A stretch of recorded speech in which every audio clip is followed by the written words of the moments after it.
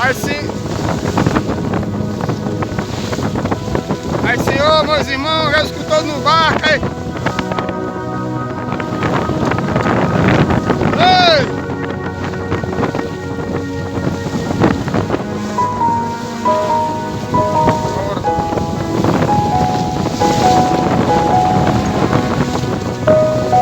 Aí, irmão Rony! Aí, ó. Tá um inscrito aí do canal aí, o irmão Rogério. Cadê esse oba, Rogério?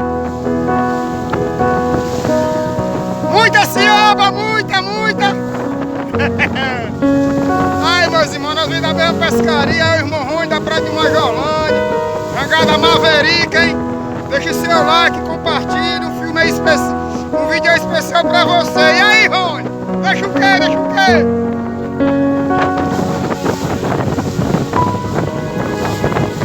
Ô, glória!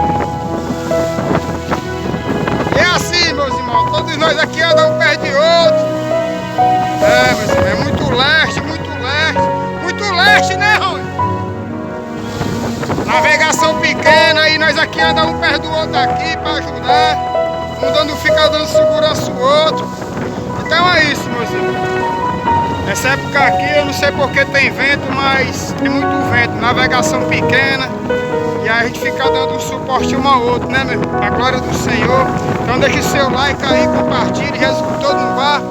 Para a glória do Senhor. Glória.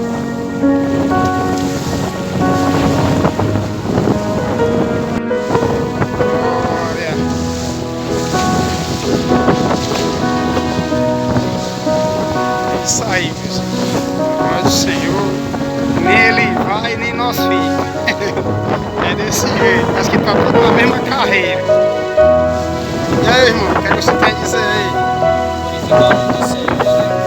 Está no conselho da nossa viagem, nos trazendo, nos levar em segurança para a nossa cidade, para a nossa família, dar um cheiro na cabeça dos nossos filhos, lá vai nós.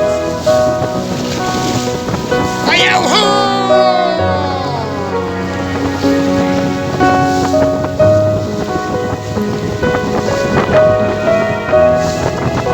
É a guarda da jangada! Jangada da Guajaê, do paquete, meu irmão!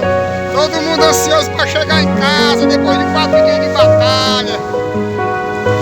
Nós aqui vem do canal de 21, hein, meus irmãos? Glória! Bastante cioba! Pouco por Deus é muito, e muito sem Deus é nada. Oh. Cai no cabo, menino. Com o celular na mão. Só pega na cana de leme quem sabe manobrar. Quem não sabe. Glória.